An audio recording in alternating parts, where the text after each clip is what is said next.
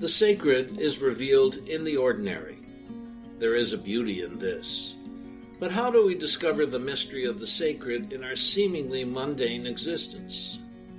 Welcome to Revealed, a podcast sponsored by Resurrection Catholic Parish in Green Bay, Wisconsin.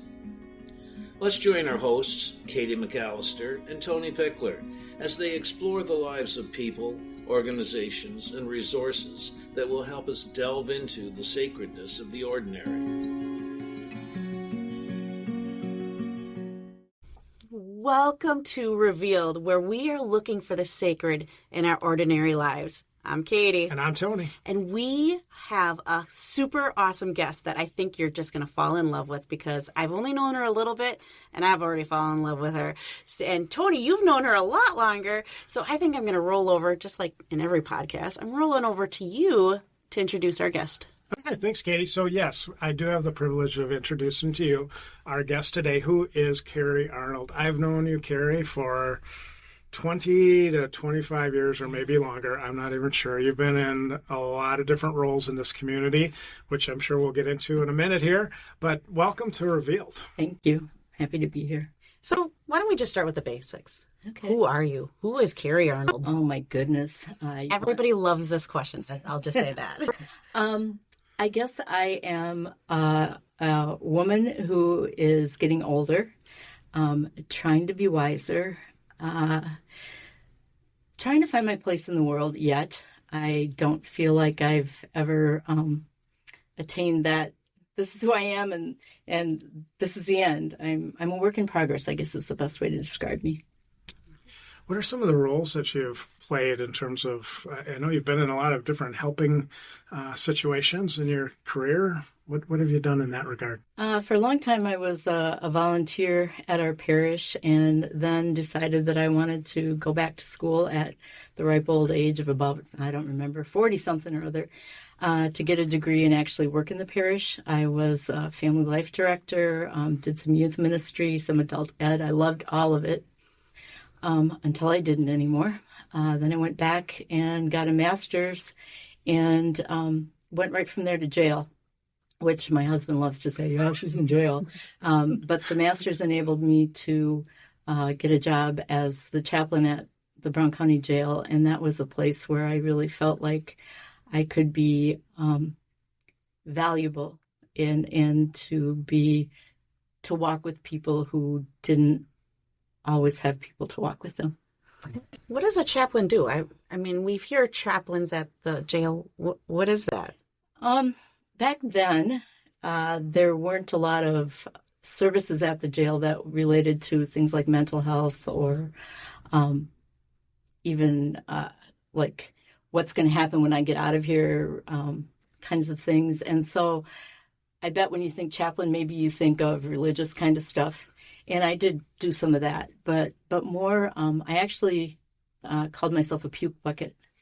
And I would listen to people puke their stories and then catch them and then kind of dig through the bucket and help them find pieces that were worth building on and helping them to throw away what wasn't going to serve them. I loved that. It was hard. It was really hard. It was hard to listen to what people had gone through. And I felt like it really made a difference just to listen. I couldn't fix anybody. I couldn't make their lives better, but I could be there. A lot of times that's all they needed. Yeah. So 20 years ago, my father-in-law died of cancer. And I remember at the time, people said that parents should never bury their children. And it's the first time I really had heard that. Mm-hmm. And I know that your son prematurely died. Yes. Can you talk a little bit about that? What happened and what that journey has been like through that process? He was the golden child. His name was Matt, and he loved music and he loved people, and everybody loved him. I never knew of another kid that could have a conversation with any age group. He was comfortable everywhere, and he was very smart. And I think that was probably an issue for him as he got older.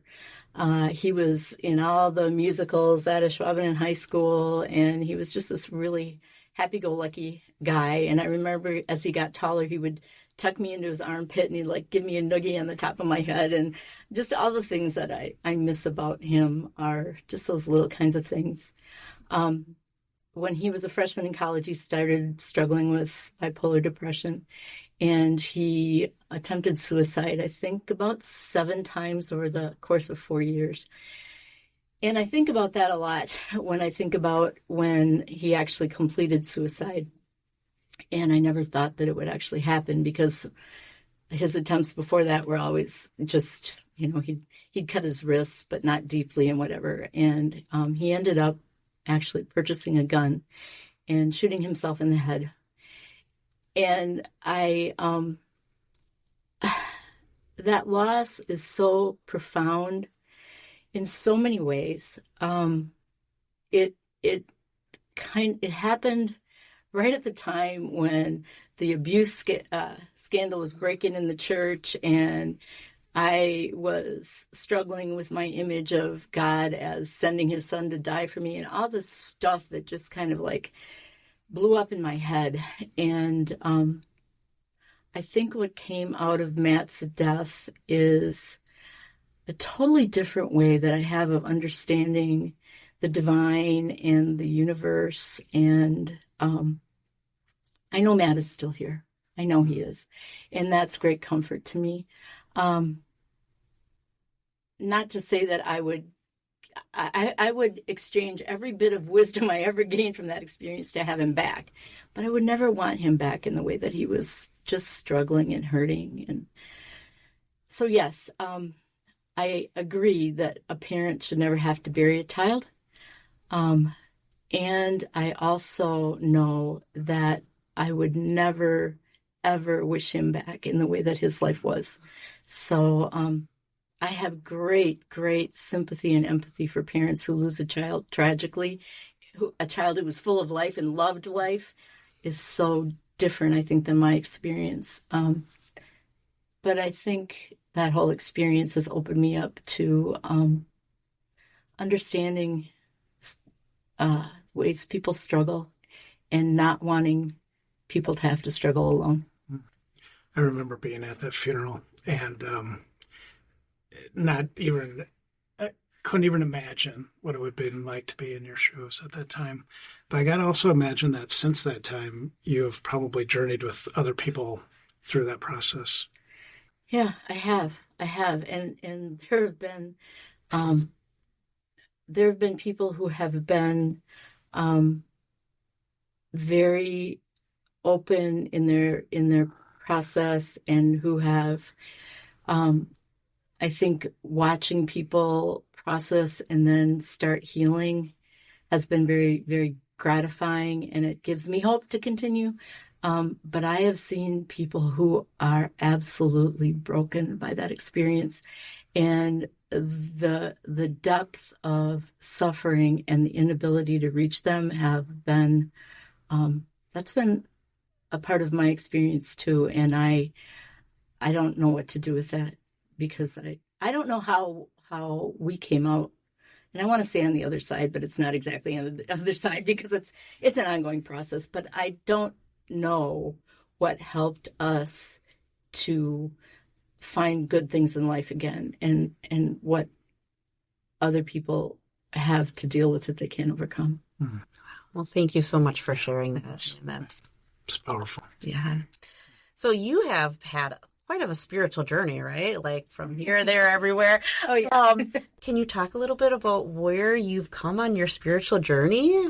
After Matt died, and I was abused by a priest, so that was also part of that whole thing happening at kind of the same time. And so I got really angry. I got angry at God. I got angry at the idea of God. I got angry at all the things that I felt I had been taught. I was living a good life, and, why did this shit happen? And so I pretty much got rid of every bit of dogma and doctrine and everything that was in my head. And I tried really, really hard to get rid of God, but I couldn't. And that made me very crazy for a while, because I'm like, I got to do something with this. And then I started kind of reconstructing, if I don't even know if that's the right word. I started being open to where God was in places that I didn't expect to find God. And I see God all over the place now. I see God in my dogs. Have you ever looked into a dog's eyes and they're just like depth of the soul? I sit outside. We are very fortunate to live on some land where I can go outside and be with nature, and the turkeys come and roost in the trees, and I have conversations with them. I have conversations with the trees. I am so aware of the goodness of God. I'm also aware of the horrible stuff that's going on, and so I'm not Pollyanna, but I do believe that if we're open, and I think it starts with being open to ourselves, not a God out there somewhere, but realizing the God inside that can connect with the God out there. It's an entirely different experience than the Baltimore Catechism I started out with. Mm-hmm. So that, excuse me, so that your spirituality isn't just, I shouldn't say just, but a solo walk. I would imagine you have cued into and reached out to other people and other means of support and worshiping in different ways. What does that look like for you? So when I decided I could no longer be a practicing Catholic, I really missed the community. And so I did some hopping around, and I couldn't exactly find a community that fit me.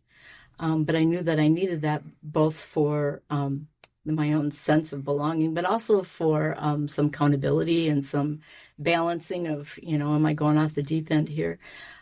So I started putting together spiritual groups, and over the course of, I don't know, I guess it's been probably 20 years, they've come and gone, but always groups of people that would meet and talk about how they saw God in their lives. And we evolved, we gained people, we lost people. And I think the most enduring thing for me right now, the most enduring group is I'm an associate of the Sisters of St. Joseph.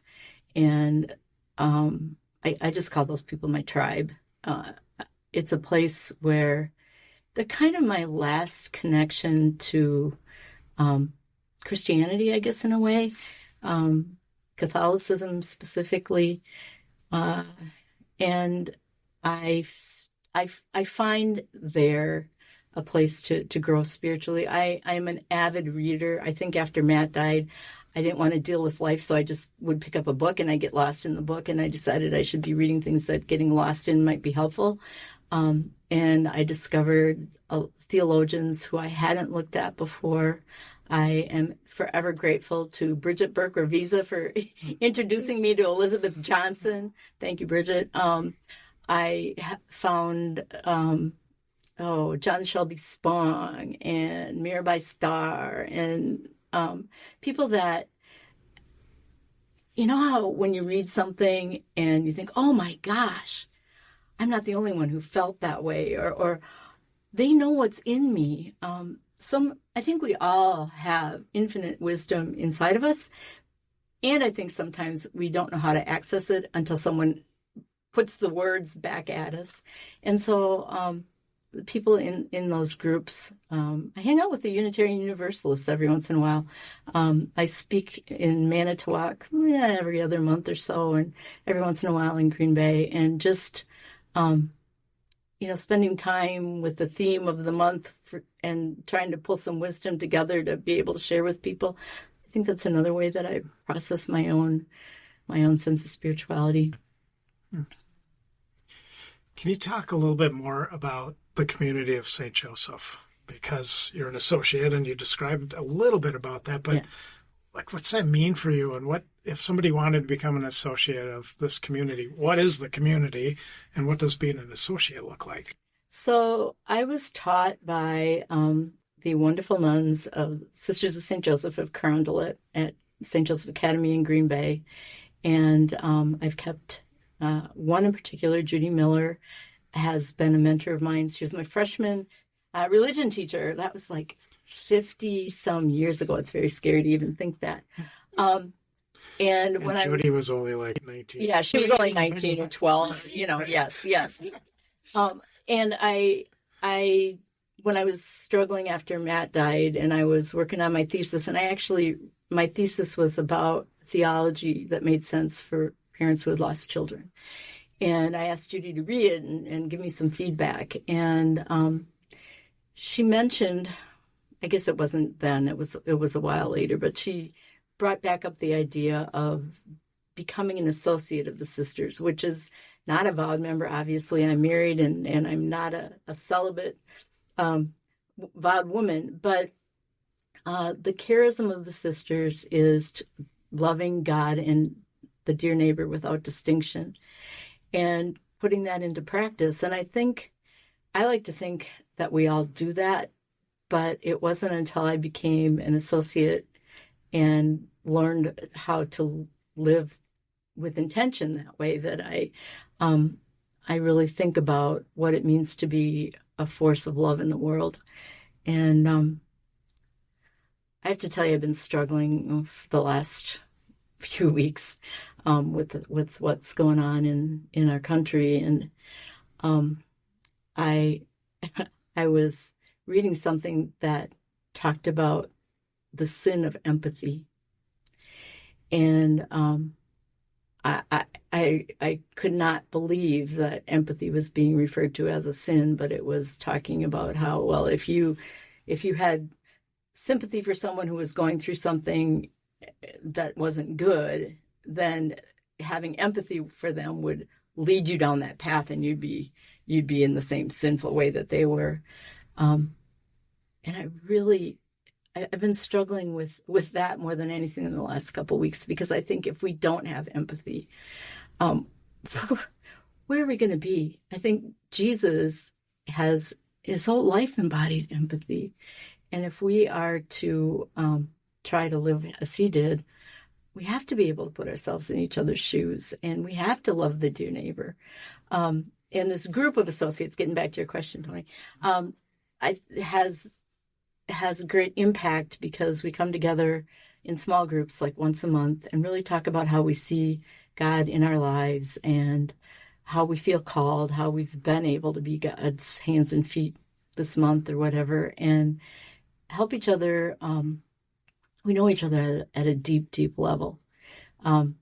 So that association, my association with association has been very, very life-giving, and I am grateful for how the part it plays in my life. Almost everybody on staff here at Resurrection is an associate, except for I'm not official yet. I am in the final leg. I'm going to be in March next month, 2 months, whatever. Yes. Yeah. So, if somebody was interested in checking it out and kind of going through a search of would this be for them or not, what would be the first step? How do they go about that? Typically, we have what we call a come and see, where we do an online or a Zoom gathering where we kind of talk about what association is, how you become one. Long and short, there's a process of about a year of, I hate the word formation, but I can't come up with a better one. But 6 months, once a month, talking about particular subjects that are pretty essential to the life of a CSJA, talking about the spirituality of the sisters, talking about history, talking about mission, those kinds of things. So we meet once a month for 6 months in these small group. And then the next 6 months, we place people in groups that are already formed, and they just live the life of an associate. They get together once a month as well and share that hour or so, 2 hours of just spiritual growth. And so I don't know when the next online thing is going to be, but Katie's here, you're here, Tony. They could reach out to you and you can send them my way, and I would be happy to see where that goes. So I am in the final stages of becoming a formal associate, and I can just say that it has been a safe place. Like, it is where I could let my heart open, and I've learned so much from the other people in the group. And so I highly suggest, if not CSJs, but some association is just good for the soul. So there's my little plug. Yeah. So something else I kind of learned a little bit about you is outreach and social justice, and you have a heart for those that are on the margins. Mm-hmm. So what can you kind of share some things that you've done to, your jail ministry, but also are there other areas that you've kind of touched people on the margins? Well, I have hung out with the women at St. John's Ministries at Wellspring in particular, both as a volunteer companion. Right now, I'm part of groups that make meals a couple times a month. I still am in touch with some of the people that I met as the chaplain in the jail. There were a lot of rules and regulations about fraternizing and all that I couldn't do things when I was still employed. But now that I'm not, I feel very strongly that we as a community need to welcome people back into the community once they've done their time. I mean, they've faced the consequence of poor decisions, and then. If I was judged by every bad thing I did, holy moly, we need to be able to set that aside and welcome people in. So I try to do that. We're involved in, I do a lot of things right now for Unity Hospice. I was just talking to your deacon a second ago before I came in here. Yeah, he stole you away from us. And we were just talking about association, actually, but talking about, how we're involved in the world. And there are so many good things out there. But what I have decided, and I don't know if it's coming from, I'm not old yet, but I'm getting there. But I don't know if it's the wisdom I've gleaned or if it's just, like I said, these last couple of weeks of so much stuff happening, I've realized that I can only, for myself, put my energies now toward things that bring me joy. Because then I can bring joy to the world, and the world can bring joy to me. There are things that I've been involved in the past that I have done out of a sense of obligation, and they've been good things and accomplished a lot. But not necessarily were they things that I felt joyful at. And I used to think that was selfish, that, just come on, there's something there to be done. Well, you can do it, so do it. But I'm understanding, at least for myself now, that it has to have an element of joy for me, or I can't. Well, the name of that'll get edited. Yeah. Yes. The name of this podcast is Revealed, and so our whole purpose of this is to really explore how the sacred is revealed in the ordinary. And so in your life, how would you say that has been? Oh, gosh. Just little flashes of being all of a sudden aware of something. I know Matt's communicated with me. Last year was the 20th anniversary of his death, and we had a campfire, invited people over and shared stories. And as people were leaving, an owl came down and flew so that I could hear its wings, flew down and past me up in the tree, and I swear to God, that owl laughed at me. And, I see those signs now, and I'm sure some people will say that that's like, well, oh, look at her, she's a little nuts. But I do know that the divine is like everywhere, like serendipity. You've ever had serendipitous moments where it's just like, of course that's the divine. One of my great joys is that I don't have kids in town, so I don't have grandchildren, but my nieces have provided me with great nieces and nephews, and so I have done some babysitting during those kids' first years. And to hold a baby, oh my gosh, to hold a baby, or to see. Have you seen the sunsets the last couple nights? The pinks and the purples. Beautiful. I mean, it's that common stuff. I'm not looking for miracles anymore, and I never ever pray for anything anymore, like specific, like trying to tell God how to run the world. I just wish for people who I know are struggling. I just hope they can feel peace. I know that there's nothing that I can do to give anyone peace, but I know that the peace is there somehow to get to them if it can. So I have lost words for prayer a long time ago. Carrie, you are amazing. Before Katie closes us up, I just want to say a word or two. You have touched so many lives of people in all the ministries you've been a part of, the CSJ community, so many different walks of life, including the two people who are sitting in this room with you. You've been a big inspiration. You've been a big influence on both of us. And just, I guess, on behalf of so many people in our lives, but also in your life, thank you. With great gratitude, we thank you for being who you are. And I thank you too. You two are very important to me too. I mean, it's a two-way street. It's not. This is where God is in the conversation. Two or three are together. Yeah.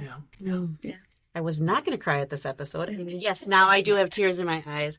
Oh, Carrie, you are a joy, and so thank you for bringing a joy into our world and for sharing your story with our listeners. We really appreciate it. I appreciate you too. Thank you. So, and until next time, keep looking for the sacred in the ordinary.